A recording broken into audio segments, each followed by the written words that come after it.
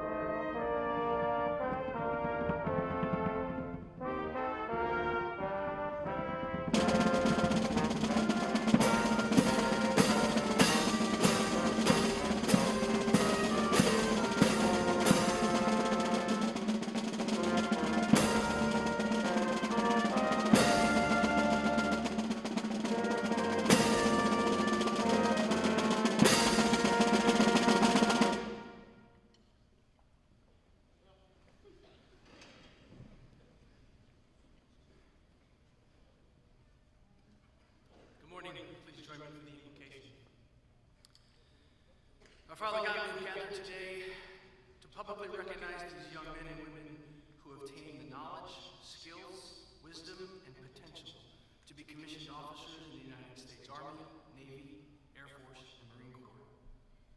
God, I pray that you would raise them up to be leaders of character, integrity, resolve, and honor. May they be decisive in their decision-making, relentless in their pursuit of excellence, and unwavering in their enforcement of the highest moral and ethical standards. May they be brave and courageous, able to face uncertainty and danger with confidence and poise.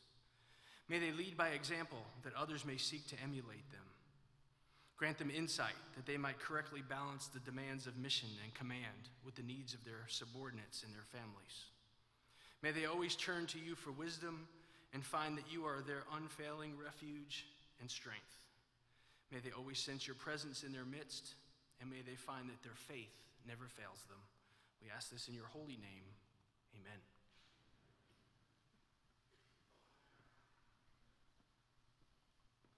Please be seated.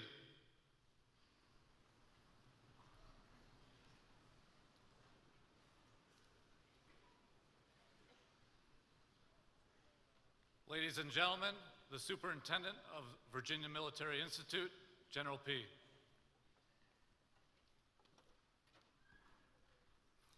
Well, good morning.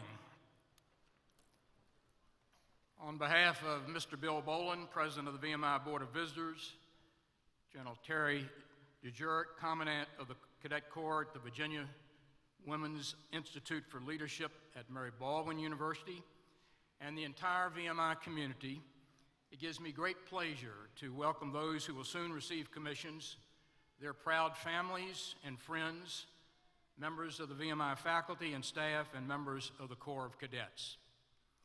Today's ceremony marks the culmination of 4 years of serious study and work on the part of each graduate and the beginning of a life of service to the nation in a tradition that extends to the founding of our republic. Moreover, it is the fulfillment of one of the central and historic purposes of the Virginia Military Institute, the preparation of citizen soldiers. Of the important moments that will remain in your memory throughout life, I think this commissioning ceremony certainly will be one.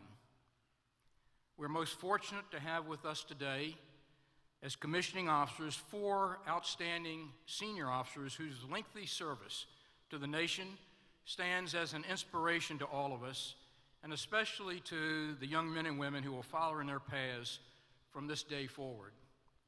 It is my honor to welcome Army Lieutenant General Richard D. Clarke, a 1984 United States Military Academy graduate who is Director of Strategic Plans and Policies, J5, Joint Staff at the Pentagon, and also senior member of the United States delegation to the United Nations Military Staff Committee. Marine Corps Lieutenant General Brian D.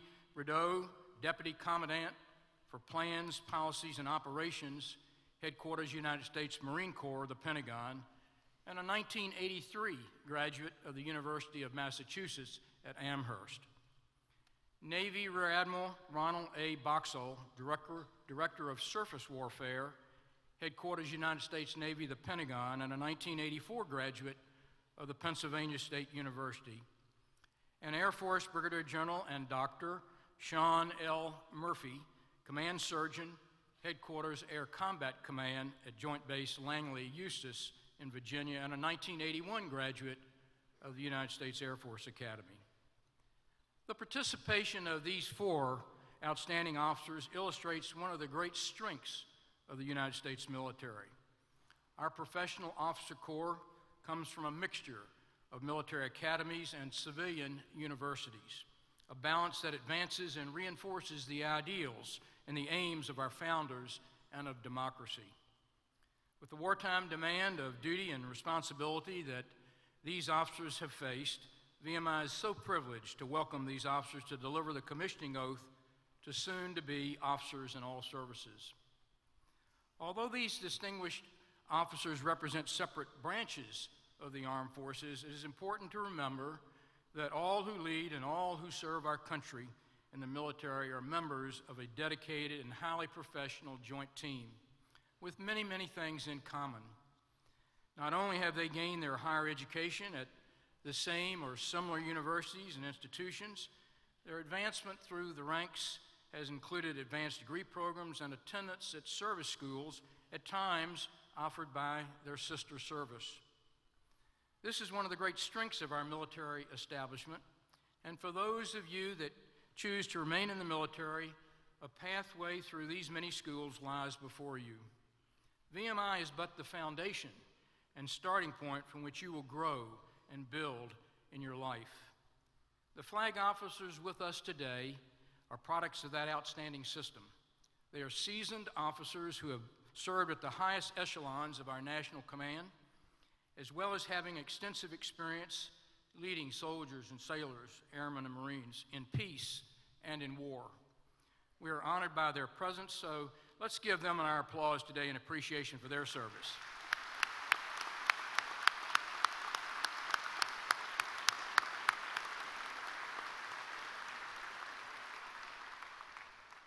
I now invite our professors of military science and their staffs to stand and receive our expression of thanks for the inspiring work that they have accomplished in teaching and mentoring the young men and women who will be commissioned this morning. Please stand.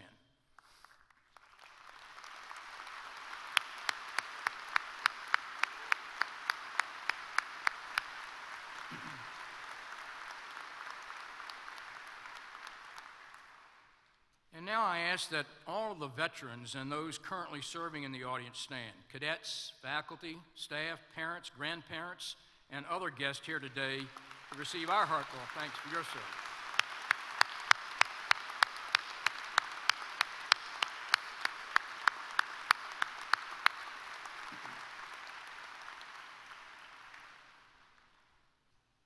Years ago, the United States entered the First World War, and the song has it, thousands of American men and women went over there. And by the end of the war, 1,800 VMI alumni had served our country and helped to win victory. At the time, that conflict was referred to as the war to end all wars. But sadly, that has not been the case. And despite the hope of permanent peace, 79 years ago, the world plunged into the Second World War, and scores of conflicts have followed. The world continues to be a dangerous place, and that fact underscores the continuing and increasing need for a strong military establishment, led by highly educated, skilled, and dedicated officers, and especially men and women who can meet the complex challenges of modern warfare. The traditional concept of battlefield has changed completely. It's no longer confined to a specific geographical area. Even the nature of warfare is expanding. Professionals from all services now wage combat with remotely guided drones, robotics, satellite, precision fires, planes, cyber, and other systems. As technology advances, accelerate, these weapons become increasingly sophisticated, and as a result of the application of information systems, increasingly smart. This condition demands adaptability, competence, wisdom, courage, and the very best of leadership from its officers, skills that I feel certain that you now have developed over the course of your 4 years of study at the Institute. 56 years ago, I sat in J.M. Hall with my classmates. Then commissioning was mandatory, and just like you, was sworn in as a second lieutenant in the United States Army. My life was soon filled with exacting missions, tough training, rapidly changing responsibilities, assignments around the world, attendance at outstanding professional military schools, and service under remarkable leaders. Above all, I became part of a great team of soldiers, sailors, airmen, and Marines, and their service families, our service families. You too are going to have those exact same experiences. I congratulate you on the attainment of a commission. Frame it, frame it. Keep it on your wall and read it with regularity. It will guide you through the challenging profession that you have now chosen. I think it'll give you strength in the tough decisions that you will certainly face. You will know which way to go by reading your commission. The Institute could not be more proud. Your families are proud of you. You can take just pride in yourself and your accomplishments, and I think our country is very fortunate with your decision to serve and to lead. Good luck to each of you in the years ahead. Thank you.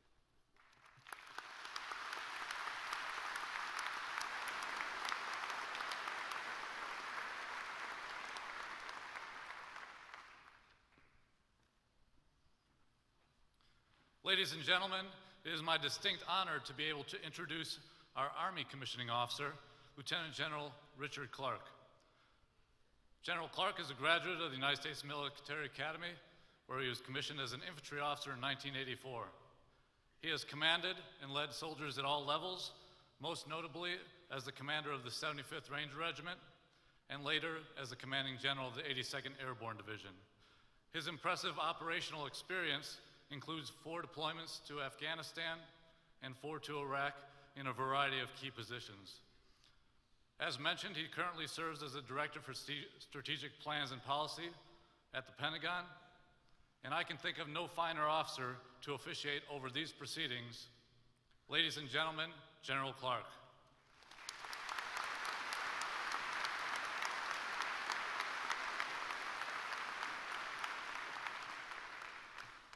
Hey, good morning. Congratulations to all of you, particularly those who are wearing the Army blue uniform today. But our Army is a family, and it is made up of tremendous values-based leaders. When I talk about the Army, and General P just talked about the family, this really also applies, and all my remarks apply to the Joint Force and to all the graduates today. I have a picture of then Major General P, the commanding general of the 101st Airborne Air Assault Division, that's in my office. And he is handing a division knife to then Captain Clarke, who was a company commander in the 101st. That was in July of 1990. A month later, General P and Captain Clarke were in Saudi Arabia, waiting for the initial stages of Desert Shield and Desert Storm to kick off. Fast forward a quarter century, and I am fortunate enough to be commanding the 82nd Airborne Division. And within the first couple weeks, as I'm looking around the formation and getting to know the leaders in the division, I run into Major Jim P, I think the 4th, son of General P, that I am now fortunate enough to lead. And why do I tell the graduates this story? But it's to emphasize the point that leaders will lead like they were led. Say that again, leaders will lead like they were led. Major General P, as a CG, set a command climate in peacetime and in combat that I still recall today that made the difference and saved lives. In my 34 years in the Army, I can count on one hand, less than a hand, the amount of leaders that I had to work for that I didn't necessarily appreciate and that I would not want to work for again. For them, I studied what not to do and tried to use this advantageously. But more importantly, I had hundreds of great leaders, like General P, that I would go work for again in a second. And as I watched them and observed them, I tried to seek out and try and discern what made them so great. I tried to model them and as appropriately seek out the mentorship when appropriate. So what I would encourage all of you graduates today is go to the very best units you can, because this is where you'll find a majority of those leaders, and seek them out. Try to be like them and learn both from the good and from the not so good as you go forward. Then for you, as you begin into your formations, just remember for your soldiers, your Marines, your sailors, and your airmen, you all need to lead like you want to be led. The second part in telling you about my division commander experience is to emphasize that the Army is a family, and so is the Joint Force. And we treat our sisters and our brothers in arms as we would treat any family member, with honor and respect. The relationships that you have formed at your time here at VMI will serve as a strong foundation as you will continue to build your family within the larger force. But as you will soon find out, As you report to your various basic courses, your Army bonds and family will expand, and you will become close friends with some of those rival schools, and maybe even make a friend or two from the academy that I went to. And as I can personally attest, it is not the ring that you wear on your finger, but the duty that you feel in your heart that will carry you forward in your journey in the military. The oath that I am honored to administer is part of an American tradition in place since the Revolutionary War, and these words you will say today have been repeated by officers of the U.S. Armed Forces since 1868. Please note that under our oath of office, we do not swear loyalty or service to a person or an individual. Our oath is the Constitution and the preservation of that document, which affords our nation the opportunity to enjoy the values and the freedoms I mentioned before. Again, congratulations on your accomplishments and welcome to the United States Army. You are ready, the Army needs you, but most importantly, our soldiers await you. They are eagerly anticipating your contributions as officers, as leaders of character, and as servants of a nation that values its freedoms.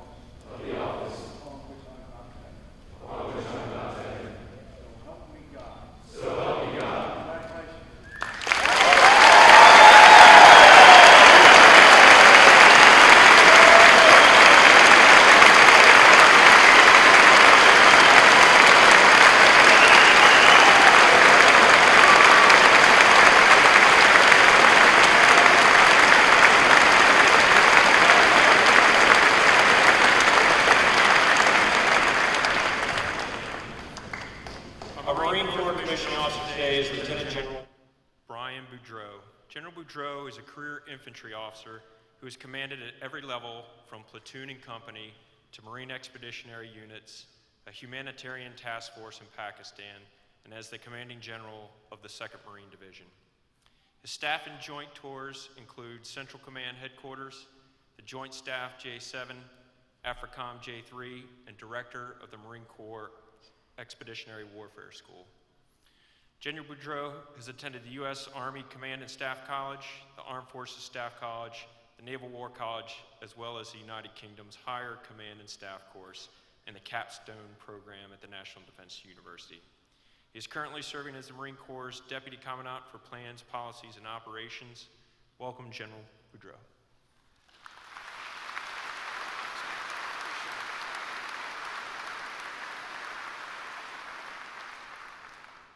Well, good morning to everybody, and congratulations to the families and to all of our commissionees today. It's a tremendous pleasure and an honor to be here. There's really few greater honors you can have than to promote somebody and certainly to bring somebody into the United States Marine Corps today and in our larger naval service.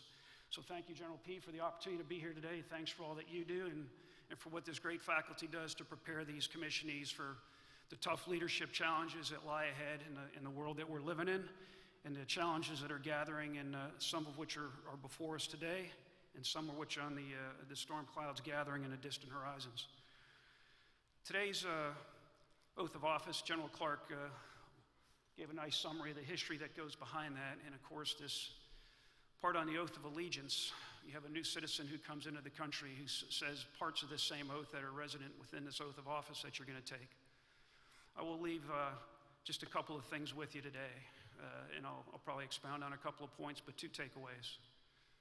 One, that uniform begets the public trust, and we heard that from Lieutenant General Clarke back in the day. Never forget that. As Marine officers, your uniform immediately begets the public trust. You have to do nothing to earn the immediate respect of the American citizens for what that uniform represents each and every day as an officer in the United States Marine Corps and largely as an officer in the United States military.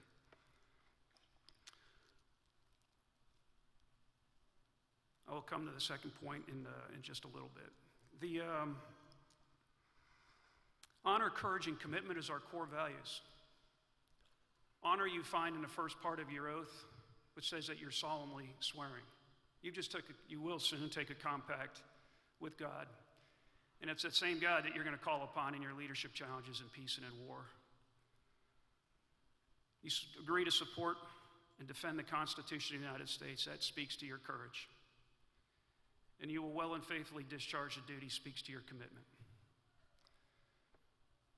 You will repeat that oath with each and every promotion as a reaffirmation. But today will probably be the most memorable time that you first take that oath. The Marines that you're going to lead and the sailors that you're going to lead, really at the end of the day, despite the wonderful and tremendous education you're getting here at the Virginia Military Institute that you have received, are agnostic when it comes to your source of commissioning or what school you went to. The day will start when you arrive at the basic school and when you first show up in your first operating force unit and how you lead those particular Marines and sailors. And you've been given every tool you need in the leadership toolbox by virtue of your attendance at this institution for the last 4 years. You know what right looks like. You know what ethical and moral leadership looks like. As you take those Marines and sailors into combat, there will be opportunities and there will be times that you have to remind them of their moral and ethical responsibilities as the passions can take over in a unit. You have to have a good sense of your climate within those units and exercise every bit of your leadership in the most difficult circumstances. A friend of mine was shot down in 1991 in the Gulf War, Major General Bart Sanborn. He was an AV-8 pilot that was shot down in February, who was then released in March. It was a code of conduct that carried him through his days in captivity as a prisoner of the Iraqis. It's that same kind of commitment that he had each and every day, reminding that America was there for him. He didn't know how long that war was going to go. He didn't know how long he would be in captivity. But he knew that the United States was going to be there to one day get his freedom back. That code of conduct hangs on his wall in his office as the Commanding General of Marine Forces Europe and Africa as a daily reminder to him. As General P referred to the commission that hangs on the wall as a daily reminder, I would say that's an excellent tactic, technique, or procedure to follow as a daily reminder for those Marines. Secondly, I'll tell you, you are joining the greatest fighting force the world has ever seen and the greatest military this world has ever seen. And with that comes great responsibilities. Great power competition is among us. We have a resurgent Russia and China. We can't assume that our way of life is always going to be here. It takes people like you to step up, and I thank you for stepping up and continuing to volunteer to serve your country.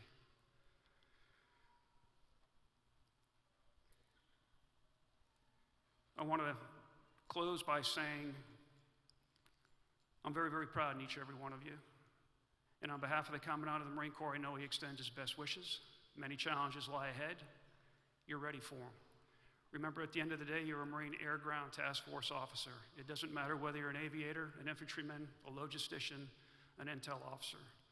It's a team within a larger team in the joint force. And the strength of the Marine Corps is in the team. Today, there's a family that you're born into. Today, there's a family you're being sworn into. And soon, for many of you, and I'll extend an early congratulations, there's a family that you're going to marry into. That family, that larger collective family, is what's going to take to carry you through your experience in the military. So I thank the families ahead of time for the support, encouragement, that you've given them to get through the 4-year experience, for setting what right looks like. From the appearance of the numbers that stood up today, it looks like this continues to be a family business as we follow in the footsteps of our grandparents, our fathers, our mothers, older brothers and sisters, so on and so forth. So I thank you again for your commitment. God bless you. And as we know, Semper Fidelis. Please rise.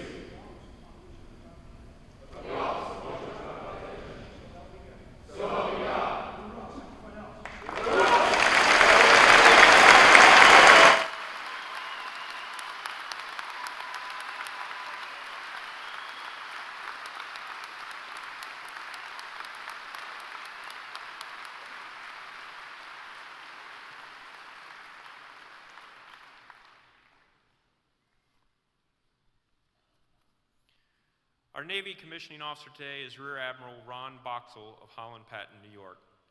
As a career surface warfare officer, Admiral Boxall has truly sailed the 7 seas.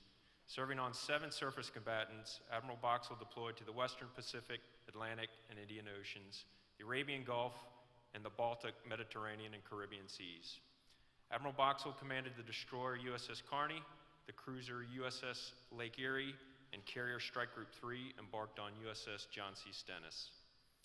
Ashore, he served in joint and staff billets at the J-5, the Quadrennial Defense Review J-8, OPNAV, and the Naval Personnel Command. He attended the Naval Postgraduate School in Monterey, California, and the Naval War College in Newport, Rhode Island. He is currently serving as the Director of Surface Warfare, OPNAV, N96 in the Pentagon. Welcome, Admiral Boxall.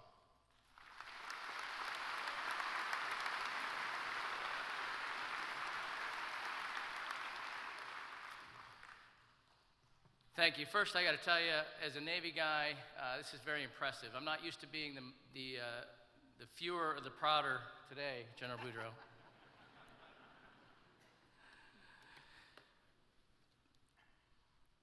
You have a rich history here at VMI, 154 years after the Battle of Newmarket today. As we commission the new VMI graduates into the service of our country, the nation and the Navy once again hear from the Institute today across all services. Today marks the culmination of 4 years of rigorous training. The beginning 4 years ago, upon entering the rat line, you were challenged mentally and physically to ensure you're prepared to join the fleet as an officer. I and the folks gathered here today can justifiably stand here at ease knowing that Americans of your talent and character are taking the watch. Only the best and brightest are selected to join the world's finest military, and especially our Navy. You should take full pride in that accomplishment. We also know you didn't get here alone. To the parents, the family members. I remember my parents specifically 34 years ago, and they were getting a little teary, and I was wondering why they were all teary. And I said, well, was it because, I became an officer today? They said, no. I said, well, was it, because I graduated from Penn State? They said, no. It's because I don't have to pay tuition anymore. But we know what you've done, from your sons, your daughters, your sisters, your brothers along the way, from dinner table conversations to sporting events and trips. The example you have set personally instilled in these women and men dedicated a willingness to serve into them, and so we thank you for that. And this day is also meaningful for the Navy, the service I represent here today as we welcome our new ensigns to the fleet. Not ordinary everyday ensigns, but ensigns shaped, molded, and forged by an unparalleled education and experience they received here. This certainly is no ordinary college, and you follow in the footsteps of many citizen soldiers who also began their journey here in Lexington. Our fleet will truly benefit from your sense of honor, indomitable spirit, and leadership abilities. As I alluded to earlier, the 25 ensigns today will take this obligation freely without evasion or reservation. There is no draft, they are volunteers. Our Navy needs these officers. Though the number of ships in our Naval Register has decreased since the time I stood in their shoes, demand for persistent American naval forces is high and getting higher, and are working to build a larger and more lethal fleet. It has been nearly 30 years since a group of ensigns were commissioned into a Navy that is growing, and I'm excited to have these officers join the team to help us build it. You've seen in the news recently that our Navy was called upon to take action in Syria about a month ago in response to the regime's use of chemical weapons. 3 of our ships and a submarine deployed throughout the Middle East maritime region launched a total of 66 Tomahawk cruise missiles designed to ensure that Assad, and just as importantly, any other rogue nation leader understands that there will be a cost to pay when they violate international law and norms. We protect and advance international law and norms wherever we operate. We act as a stabilizing force in the Middle East in the face of Iranian and Syrian aggression. We address Russia's growing relentlessness by sending forces into the Baltic, the Black Sea, and the North Sea. In the Indo-Pacific, we remind both China and our vast network of allies that we are also a Pacific nation that we intend to protect and sustain our interests. To take your place in the Navy that does these things, I'm now talking specifically to you, you'll need to be brave and decisive, and trust in the training and preparation of your shipmates and your fellow services in the Joint Force. You may someday be landing at night on the pitching deck of an aircraft carrier in stormy seas.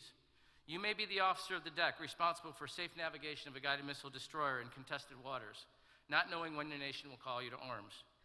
You may be charged with landing a 4-man SEAL team on a reconnaissance mission in the Hindu Kush of Afghanistan. You may be the officer responsible for the safe operation of a nuclear-powered propulsion plant in a submarine operating hundreds of feet below the surface of the ocean. The Navy and the nation will depend on you to master your craft and to serve with honor and integrity. And I know honor means something to VMI graduates, as your honor system is the bedrock of this institution. It's instilled to you from day one on post. You never lose that sense of honor, for your reputation as an officer starts today. You all, as General Boudreaux and I had the same theme here, in that you've all demonstrated impressive academic achievement during your time here. And you've all been leaders and you've made successes, but none of that matters. When you get into your first command, you'll find that you'll be evaluated differently. You won't know when you'll be graded.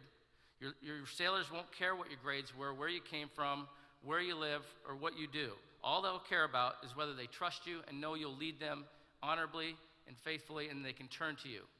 That's been a common theme in every one of the speakers here today.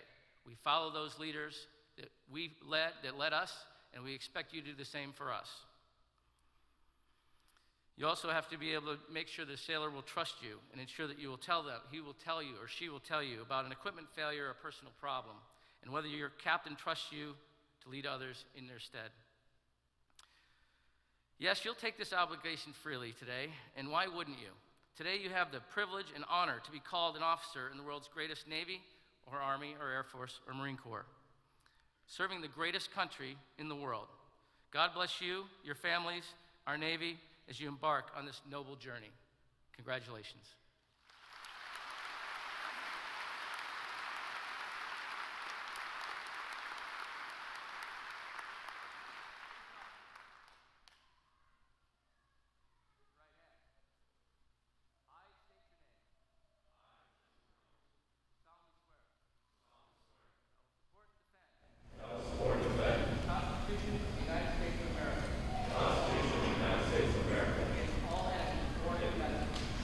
All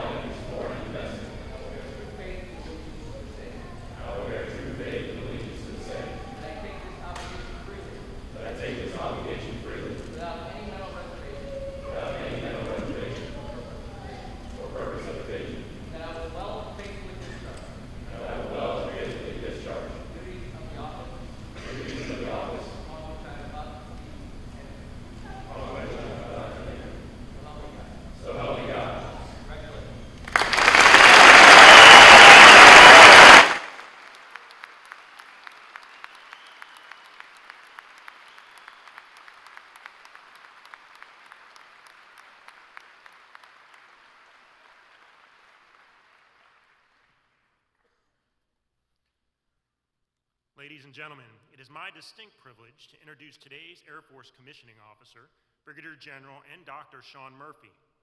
General Murphy entered the Air Force as a 1981 distinguished graduate of the U.S. Air Force Academy.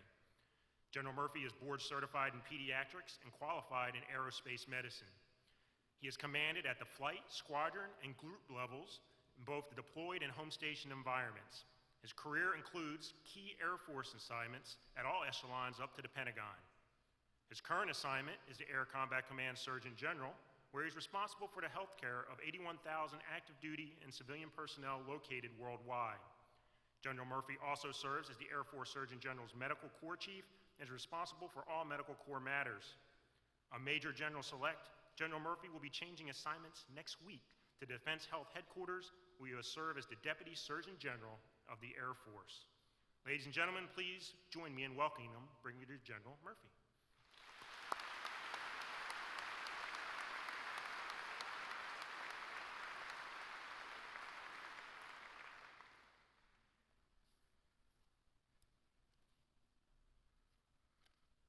First of all, I'd like to thank General P for the great, warm hospitality for all of us that have been here during this commissioning.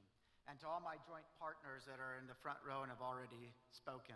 I can guarantee one thing, and that is we will never lose in our joint fight.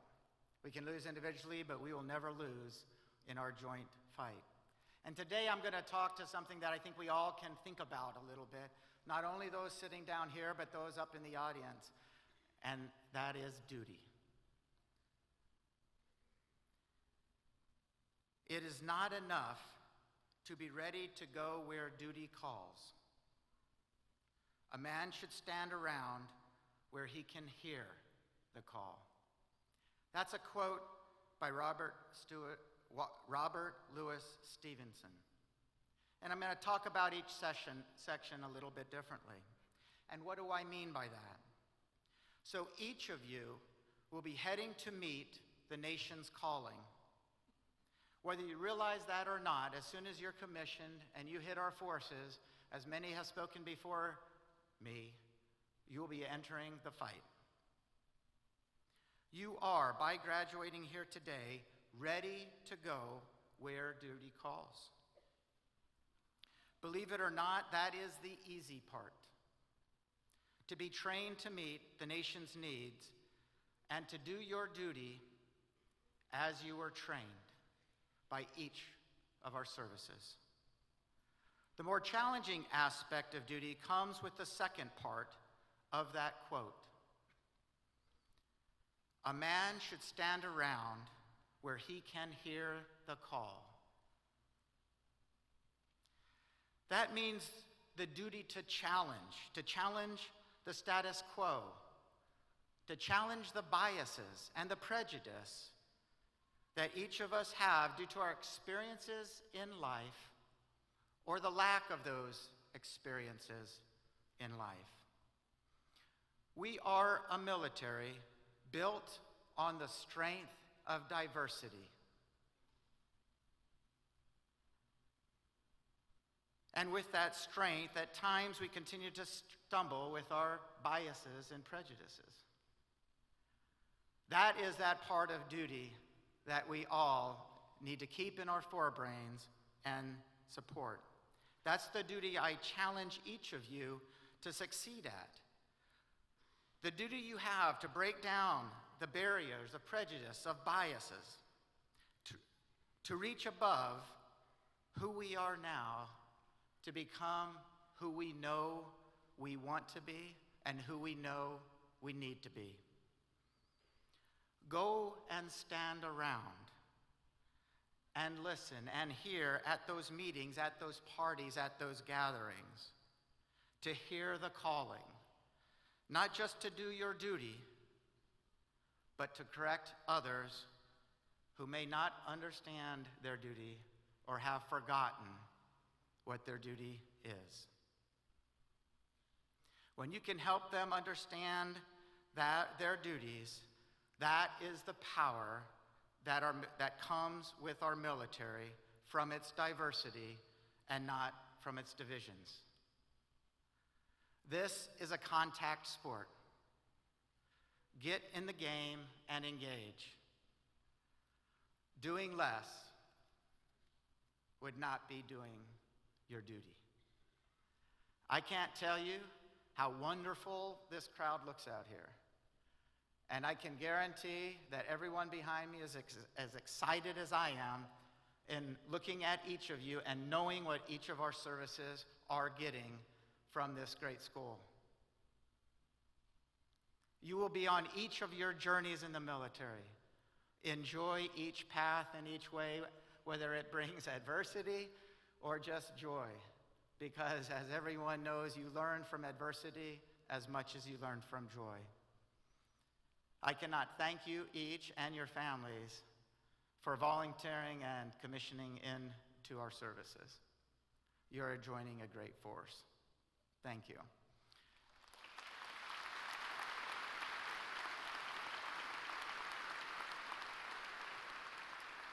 Would the airmen of this great joint force stand up?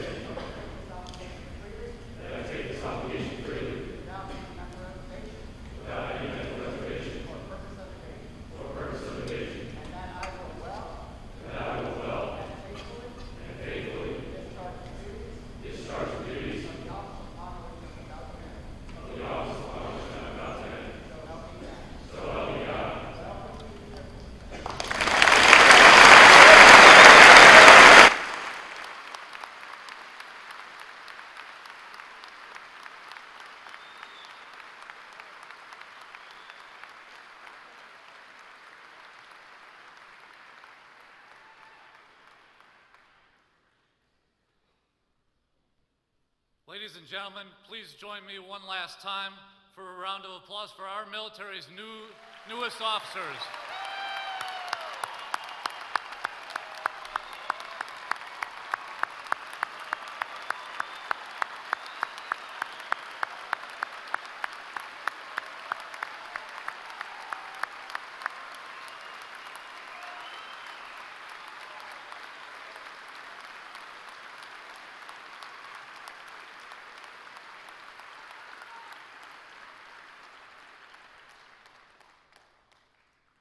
At this time, ladies and gentlemen, please rise for the playing of the Armed Forces Medley and remain standing while the stage party departs.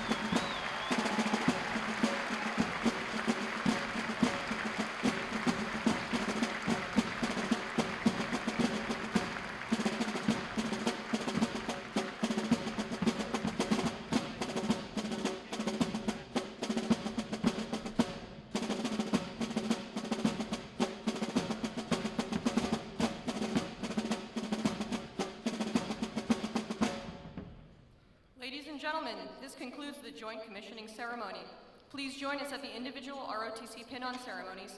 The Army will be in the Center for Leadership and Ethics, Navy and Marine Corps will remain here in Cameron Hall, and the Air Force will be located in Memorial Gardens. We ask that the audience remains off the ceremony floor to allow the Naval ROTC unit to set up for its individual ceremonies. Thank you for your attendance today.